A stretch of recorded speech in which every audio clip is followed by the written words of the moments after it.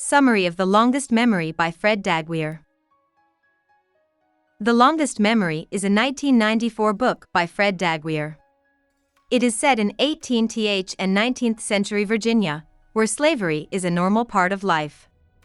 The book is about the death of Whitechapel's slave son Chapel, who is beaten to death for running away.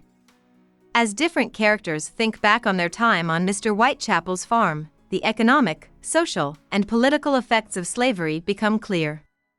This helps explain why the young boy was killed. Whitechapel is the oldest slave on the farm. People in charge respect him for his knowledge, hard work, and willingness to follow orders. He thinks there are two kinds of slaves: disobedient slaves who can't accept not having freedom and get into trouble, and loyal slaves who act rightly for their social status. Whitechapel is in the second group, which Whitechapel thinks gives long-term peace and stability and builds trust between slave and master. Chapel, on the other hand, is in the first group, which is more volatile, and Whitechapel is sure that Chapel will only cause trouble for his son. Whitechapel wants to keep his family safe no matter what. Most of the slaves on his farm are members of his own family. He had 12 children with his first wife, and now his children, grandkids, and great-grandchildren live all around him. After his first wife dies, Whitechapel falls in love with a new slave on the farm. She is a young woman whom the overseer, Sanders Sr., calls Cook and uses to cook for him and take care of his son, Sanders Jr. Whitechapel makes plans to marry her, and Mr. Whitechapel agrees. In the meantime, however, Sanders Sr. rapes Cook twice, which causes her to lose her virginity and get pregnant.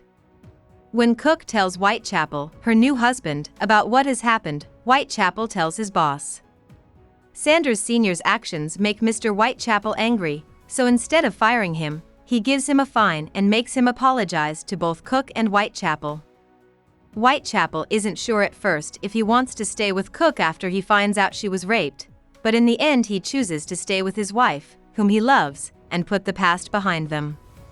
He takes her son as his own and calls him Whitechapel, which his mother shortens to Chapel. Overall, he impresses his wife with how much he cares about his family and how he can get people in power to treat him fairly and with respect. Chapel grows up with a strong desire to learn new things and improve his skills. When he goes to the master's house, he is fascinated by Mr. Whitechapel's daughter's favorite thing to do, which is to read. Lydia, moved by the young boy's desire to learn, teaches him to read and, later, write, even though slaves are not allowed to do these things. Over the course of 2 years, they fall in love in the master's small, cozy reading room and build a relationship that is based on learning from each other. One day, though, Mr. Whitechapel finds them together and beats Chapel with his belt after telling Lydia to leave the room. He tells the boy to never read again or go see his daughter. Cook has also found out what her son has been doing behind her back.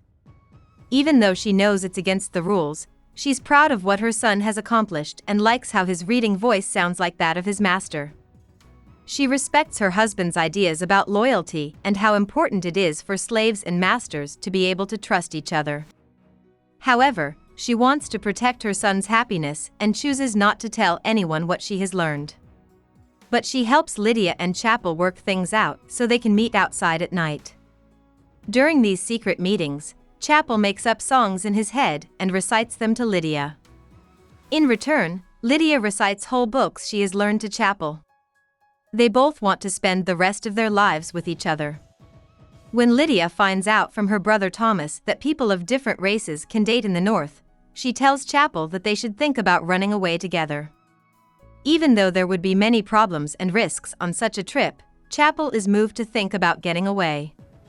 Cook gets sick and dies slowly and painfully over a few weeks while her loving husband and son take care of her. When Cook finally dies, Chapel decides to leave because he feels like he has nothing left to lose. When Whitechapel finds out that his son ran away, he has to decide what to do. Telling his master where his son is could be seen as a betrayal, but Whitechapel thinks that his son will die if he tries to run away, since search parties usually kill runaway slaves. On the farm, however, Whitechapel is sure that he can find a fair sentence for his son that will keep him from dying. Whitechapel chooses to tell his master where his son is hiding in order to save his son's life and teach him the value of obedience, which keeps the farm peaceful and stable. After hearing Chapel's pleas, Mr. Whitechapel decides to have him locked up until he gets back from a family trip for a day. He wants to spare the boy's life, but treat him in a way that will make him and the other slaves on the farm think twice about trying to escape again. But when the search group brings the young boy back to the plantation, Sanders Jr., who is now the overseer, chooses to ignore the master's orders. Instead, he tells the slaves on the plantation that he is going to give Chapel 200 lashes. This shocks everyone on the plantation. Even though Whitechapel begs to take his son's place and the other slaves beg for the boy's life, the master doesn't care. Chapel starts to lose his mind about halfway through the beating, and he dies of his wounds a few minutes after the punishment is over. This event totally destroys Whitechapel.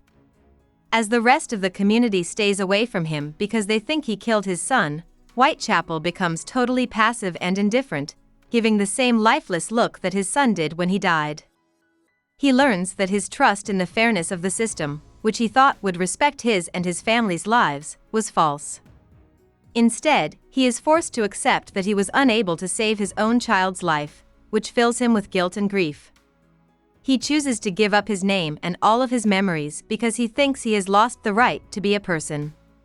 He agrees to become nothing but a body without feelings or pain, a tool in the service of his master, and something that other people can treat however they want.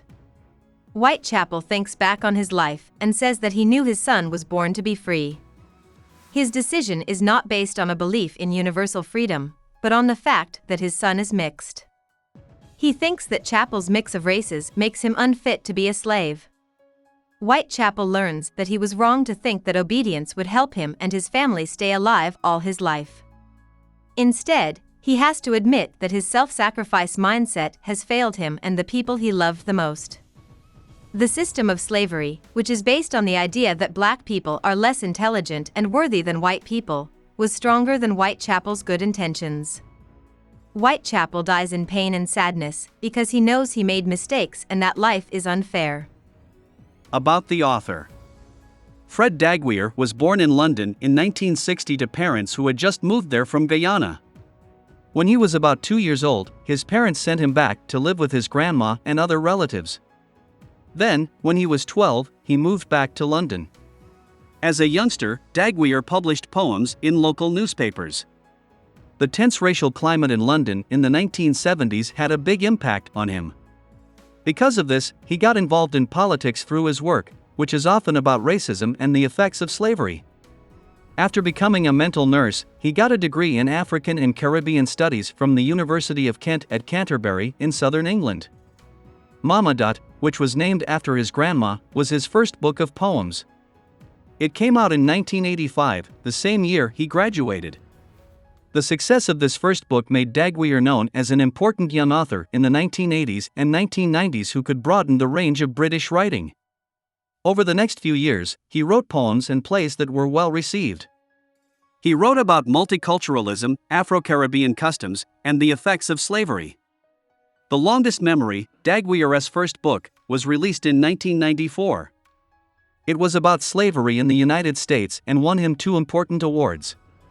In the next 20 years, Daguerre wrote a play, 4 more books, 2 collections of story poems, and 2 collections of poetry.